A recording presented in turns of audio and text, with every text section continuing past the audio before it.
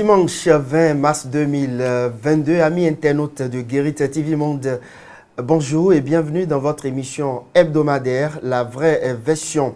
La Vraie Version de ce dimanche reçoit pour vous Maroufat Falola, qui dit Maroufat Falola parle de la deuxième adjointe au maire d'Ifanyi, et qui dit Maroufat Falola parle d'une femme politique à Ifanyi, et qui dit Maroufat Falola parle d'une dame de fer dans la 21e circonscription électorale. Avec elle, nous allons parler de l'actualité politique nationale. Avec elle, nous allons parler du développement de la commune d'Ifanyi. C'est tout de suite et maintenant. Maroufat Falola, bonjour. Bonjour, monsieur le journaliste. Merci d'avoir accepté notre invitation. C'est moi. Maroufat Falola, vous êtes désormais membre de l'Union progressiste. Et dites-nous comment se porte l'UPA Ifanyi, et plus précisément dans la 21e. Merci beaucoup, monsieur le journaliste. Je suis effectivement membre à part entière de l'Union progressiste depuis 2 ans. Je suis dans ce mouvement, je m'y plais bien, je me retrouve et tout va bien. Et à Ifanyi, comment ça se passe sur le terrain? Ifanyi, ça va bien, et surtout que nous sommes les premiers, nous sommes les pionniers dans l'arène politique à Ifanyi. L'UP à la mairie, nous dirigeons la mairie. Nous avons été aux élections communales et nous avons raflé 16 conseillers sur 25. Ce n'est pas rien. Ça veut dire que nous avons bien travaillé. Vous avez la majorité. On a la majorité. Et ça va bien. Et qui parle de 21e circonscription électorale et qui parle de l'Union progressiste, on peut tout de suite faire allusion avec le président de l'Assemblée nationale, Louis-Yves Lavonou. C'est quoi vos relations aujourd'hui? Merci beaucoup. Quand on parle du président de l'Assemblée nationale, à qui je tire un grand chapeau au passage, il est mon mentor aujourd'hui. Il m'a coopté, il m'a parlé et j'ai exécuté. Il a utilisé un mot qui m'a atteint. C'est qu'il m'a appelé, il m'a dit « Aladia, je te vois venir depuis des années. C'est vrai que tu n'as pas été avec moi, mais je ne voudrais pas que tu hypothèques ta carrière politique. » C'était fort pour moi. Ça m'a touchée et je suis allée vers lui. Je dis « Ça y est, je voudrais travailler avec vous. » Et depuis le temps, nous sommes ensemble. Quand j'ai des soucis, je l'interpelle, je prends des conseils auprès de lui et tout doucement, je fais mon petit chemin avec lui. Donc le courant passe bien. Très, très, très bien. Et Maroufat Falola, bientôt les élections législatives au Bénin, le 8 janvier prochain d'ailleurs. Comment est-ce que vous affûtez vos âmes pour affronter ce scrutin? Exactement. Dans quelques mois, on va dire, nous irons aux élections législatives. Et vous savez qu'aujourd'hui, le système a un peu changé, c'est le système partisan, où l'individu n'est plus fort, c'est le parti qui est fort. Donc c'est un travail d'ensemble que le parti est en train de faire sur le terrain. Pour l'instant, nous sommes à l'ère de confectionner les bureaux politiques de base. Oui. Et nous allons les installer dans peu de temps. Nous irons au congrès et petit à petit, les choses vont se dessiner. Personnellement, en tant que femme, que pensez-vous du positionnement des femmes lors de cette échéance électorale? C'est vrai qu'auparavant, les femmes étaient lésées. Les femmes ne sont pas bien positionnées. Les femmes sont à la traîne et à la queue. Mais je pense qu'avec les nouvelles réformes, je pense que les femmes auront un peu de chance. Un peu de chance, mais ça ne veut pas dire que bon, c'est parce que tu es femme qu'on te prend. Non, il faut être repéré. Il faut militer, il faut qu'on te connaisse, il faut qu'on reconnaisse ta valeur sur le plan politique pour pouvoir dire, ah, celle-là, elle peut, nous pouvons la choisir, elle peut faire quelque chose à l'Assemblée. Et parlons de la 21e toujours, avec, il y a aussi au niveau de Sakete Olga Kitobi qui est là-bas, et vous êtes à Ifanyi. Comment le travail se fait, puisque vous êtes toutes deux de l'Union progressiste? Bien sûr, nous travaillons en synergie. D'abord, chacun gère sa commune. Mais quand il s'agit des élections législatives, nous avons des coordinations que nous faisons ensemble. Nous avons des réunions que nous tenons ensemble, des stratégies à mener pour pouvoir prendre le maximum de députés de notre côté. Je crois qu'il y a 3 plus le bonus, ça fait 4. Pour moi, je pense que l'UP est en mesure de prendre les 4 députés sur 4 dans la 21e circonscription. Ça, c'est un défi. C'est un grand défi que nous allons relever. Nous allons vous jouer cette phrase-là au soir du 8 janvier prochain. Exactement. D'accord. Exactement. Le rendez-vous est pris donc avec vous. Nous poursuivons toujours l'émission La Vraie Version Maoufat Falola. Oui. Je l'annonçais au début, vous êtes la 2e adjointe au maire d'Ifanyi et vous êtes là depuis quelques temps. Que pensez-vous de la gestion de l'autorité communale? On sent qu'il ne bouge pas trop sur le terrain. Oh, ça en a peut-être tout l'air, mais il bouge. Vous savez, le maire est tout fraîchement arrivé dans le conseil. Après un an? Non, je veux dire, c'est sa toute première fois dans un conseil communal. Dans un conseil communal. Ça ne veut pas dire qu'il n'est pas dans l'arène politique. Il a toujours milité, mais c'est la toute première fois qu'il a élu conseiller et il a été promu maire. Nous sommes 2 adjoints qui sommes là depuis quelques années. Le premier adjoint, il est là depuis 2003. Moi, c'est depuis 2008. Donc, quelques expériences quand même acquises. Nous essayons de l'accompagner et je pense qu'il s'en sort.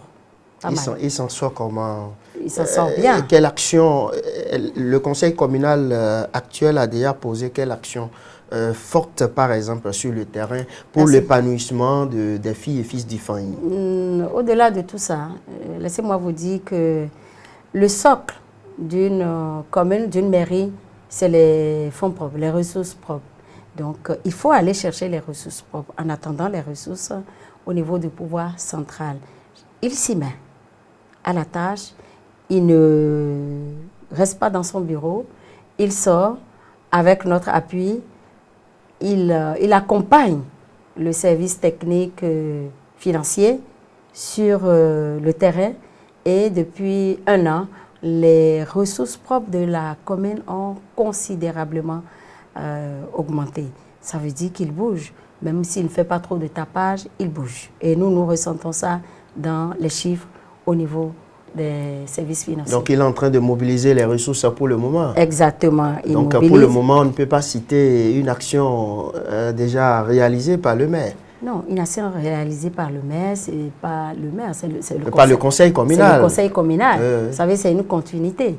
Il y avait déjà des antécédents et nous sommes venus accomplir ce que les autres ont fait à moitié avant de déposer les tabliers et la 4e mandature a pris corps. Donc, on a fini et les réformes ont perturbé un peu les actions sur le terrain. Nous sommes un peu au statu quo. Nous attendons les réformes qui vont prendre corps bientôt, d'ici en avril. Donc, tout s'est arrêté un peu momentanément et on attend les nouveaux secrétaires généraux, communément appelés SE, qui vont arriver et nous allons démarrer ensemble. Donc, il n'y a pas de chantier ouvert jusque-là par l'actuel conseil communal à Ifanyi? Quelques chantiers. Il y a quelques chantiers ouverts, quelques écoles.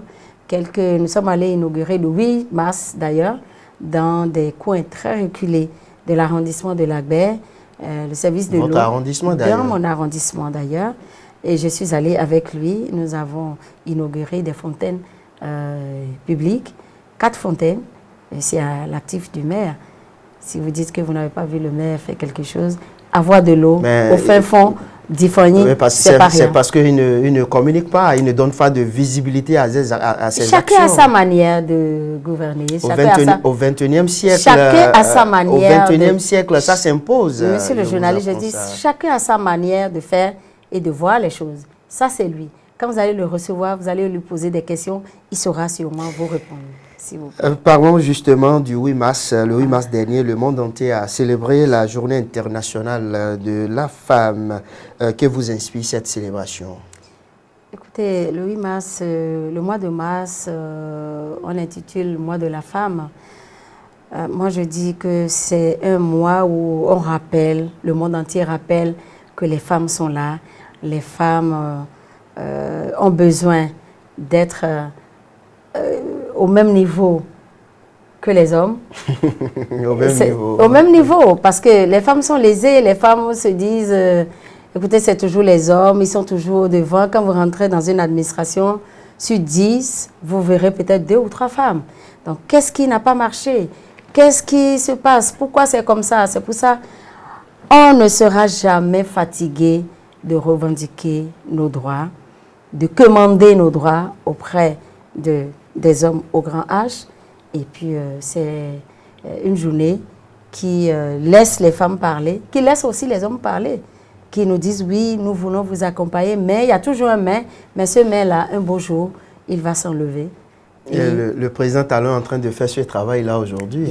Bien sûr, le président Talon, moi au passage, je le remercie beaucoup pour les réformes que le gouvernement a instaurées, et ça va à l'avantage des femmes. Ça pourrait éventuellement propulser les femmes au devant des choses. On ne va pas vous laisser partir sans vous demander à combien se vend le pain à Ifanyi. Le pain à Ifanyi, écoutez, nous sommes à la frontière. Vous ne mangez pas. Nous sommes à la frontière, c'est dommage. Ce qui est à 125 là. Le pain communément appelé Sokol, vous ne Sokol, mangez pas ça à Ifanyi. On saura le marché prochain, parce que quand ils ont augmenté le prix, on avait déjà fait le marché. On verra, parce qu'il y a des gens qui quittent Porto-Novo à Vrankou, qui amènent les pains au marché. On verra le marché prochain, combien ça coûte là-bas. Sinon, les habitants d'Ifanyi ont l'habitude de prendre le pain slice, le pain de mie façon à l'africaine. Sucré. Voilà. Sucré, non, pas sucré. Salé, pas sucré. Ah, c'est salé? Oui, c'est salé. Bon, ça, c'est un truc. Non, sucré, c'est du côté du Togo, Ghana. Ah, ok. Mais les slice bread, comme on a l'habitude de les appeler, les pains coupés, et puis en entier là, c'est salé, c'est pas sucré. On envoie ça du Nigeria pour Ifanyi, ou ça se fabrique à Ifanyi? Il y en a qui se fabriquent à Ifanyi, il y en a qui viennent du Nigeria.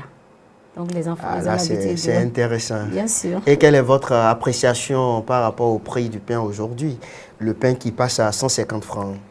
Merci, mais écoutez, les temps changent et on change avec. Quand vous voyez le prix du blé à l'époque, c'était à un taux. Aujourd'hui, les taux ont augmenté. Il y a la douane qui a pris de l'ampleur au côté des douanements. Donc tout ça se calcule. Le commerçant qui va acheter son blé à un prix fort, il est obligé de compter là-dessus pour faire son prix. Donc c'est ça qu'il faut aller voir et comprendre pourquoi le prix a augmenté de 25 à 50 francs.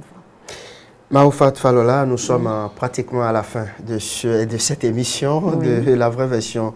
Votre conclusion? Merci beaucoup. Merci de nous inviter dans votre studio.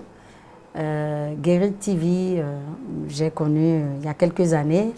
Je l'ai vu naître et je le vois grandir. Je vous souhaite encore plein succès. Merci. Et je vous recommande aussi d'accompagner les femmes. Vous savez, les femmes n'ont pas grand moyen. Les hommes, comme vous le dites, ils savent comment ils managent pour avoir les... Quand il y a des femmes, des gens comme nous, d'autres femmes dans la 21e circonscription, qui vont aux élections, qui vous sollicitent, prenez-leur ce qu'elles ont, faites-leur du beau travail. Et maintenant, à mes sœurs, je dis, révélez-vous, sortez, hein, ne restez pas dans l'ombre. C'est en travaillant, en militant, que les hommes politiques vous remarquent et essaient de vous positionner. Nous voulons être au moins 50% à l'Assemblée. Mais pour y arriver, il faut sortir. Vous ne sortez, il faut travailler. Si vous ne travaillez pas, vous ne pouvez pas. Alors, femmes, réveillez-vous.